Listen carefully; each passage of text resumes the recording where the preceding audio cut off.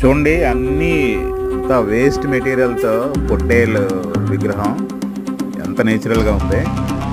సన్వే పుత్ర అని, ఇక్కడ సన్వే పుత్ర అని నిన్న ఒక మూవీకి వెళ్ళా, వేరే మూవీకి. సన్వే పుత్ర మాల్లో ఇది ఈ విగ్రహం.